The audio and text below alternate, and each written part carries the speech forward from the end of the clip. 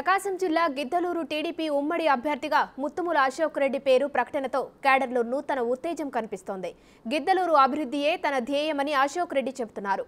బయట నుంచి వచ్చిన వ్యక్తులను తిరస్కరించాలని, లోకల్ అయిన తనను ఆశీర్వదించాలంటున్న అశోక్ రెడ్డితో మా ప్రతినిధి జయరాం ఫేస్ టు ఫేస్.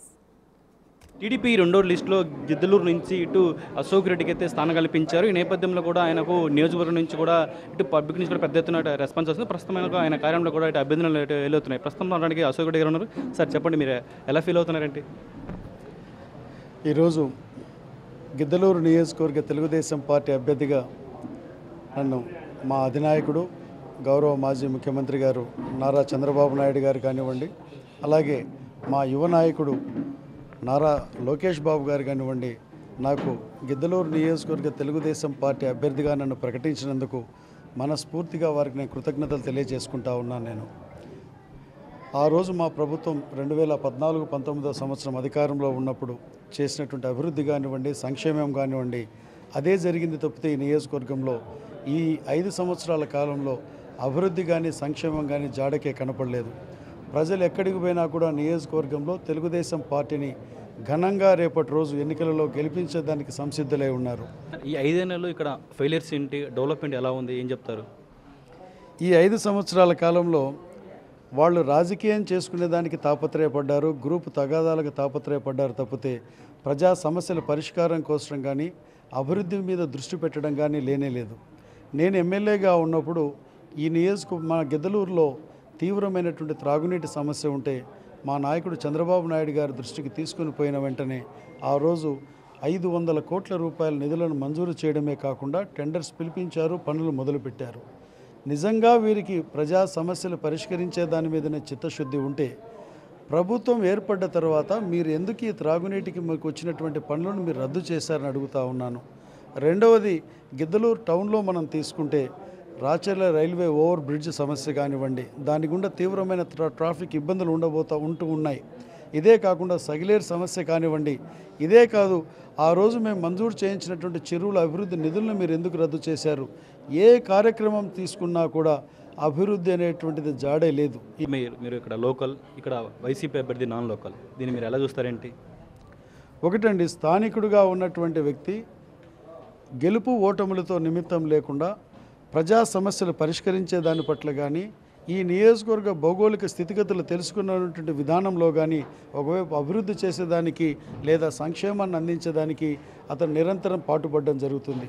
ఈ వలసదారులు నాన్ లోకల్ పీపుల్ అవసరార్థం ఇక్కడికి వచ్చారు తప్పితే ఈ నియోజకవర్గం మీద ప్రేమతోనో, ఈ నియోజకవర్గంలో ఉన్నటువంటి ప్రజలకి మేలు చేయాలనేటువంటి ఆలోచనతోనో వచ్చిన వాళ్ళు కాదు.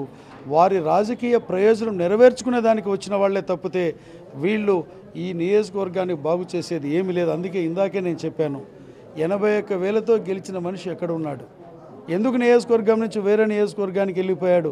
ఈ మాట నేను చెప్పడంలో ఆంతర్యం ఏమిటంటే, ఇప్పుడు వచ్చినటువంటి మనిషి కూడా వేరే నియోజకవర్గం నుంచి వచ్చి రాజకీయ ప్రయోజనం కోసం వచ్చాడు తప్పితే మా నియోజకవర్గ ప్రజలకు మేలు చేయాలని మాత్రం కాదు. మేము మరలా చెప్తా ఉన్నాను, నేను పశ్చిమ ప్రకాశం అంటేనే వెనుకబడినటువంటి ప్రాంతం. అందులో గిద్దలూరు నియోజకవర్గం అంటే పశ్చిమ ప్రకాశంలో చిట్ట చివరి ప్రాంతం. ఇది పూర్తిగా వెనుకబడిన ప్రాంతం. కానీ మా నియోజకవర్గ ప్రజలు తెలివితేటల విషయంలో మాత్రం ముందంజలో ఉన్నారు. వీరు చేస్తున్నటువంటి పన్నుతున్న కుయుక్తులను కానీ, వీరి డ్రామాలని మా నియోజకవర్గ ప్రజలు సంపూర్ణంగా గమనిస్తూ ఉన్నారు. రేపు ఎన్నికల రోజు ఖచ్చితంగా ఏదైతే కుయుక్తులు పన్నినటువంటి వలసదారులు నాన్ లోకల్ పీపుల్ ఉన్నారో తిరస్కరించేదానికి సంసిద్ధంగా ఉన్నారు. స్థానికుడైనటువంటి నన్ను గెలిచిన ఓడిన నియోజకవర్గ ప్రజలకి సేవ చేయడమే నేను లక్ష్యంగా పెట్టుకొని ముందుకు పోయాను. నేను అదే దిశగా నేను 5 సంవత్సరాల్లో ఓడిపోయినా కూడా నియోజకవర్గంలోనే ఉన్నాను.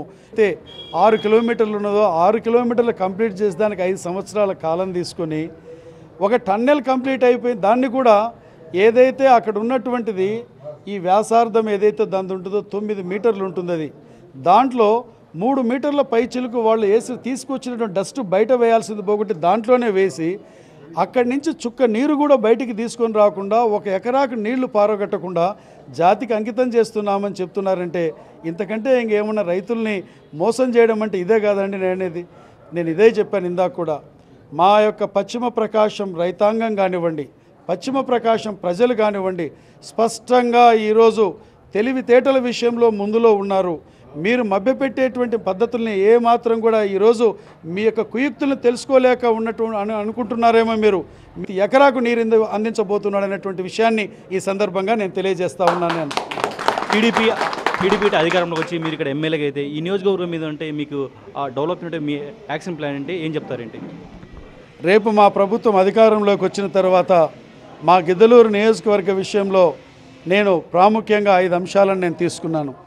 మొదటిది సాగునీరు, రెండవది త్రాగునీరు, మూడవది విద్య, 4 వైద్యం, 5 మా ప్రాంతంలో చదువుకున్నటువంటి యువతకి వలసలు పోకుండా ఈ ప్రాంతంలో ఏదైతే పారిశ్రామికంగా అభివృద్ధి చేయించి తద్వారా ఉద్యోగ ఉపాధి అవకాశాలు కల్పించడం అనేటువంటి ఈ 5 అంశాల మీద నేను స్పష్టమైన విధానంతో ఉన్నాను.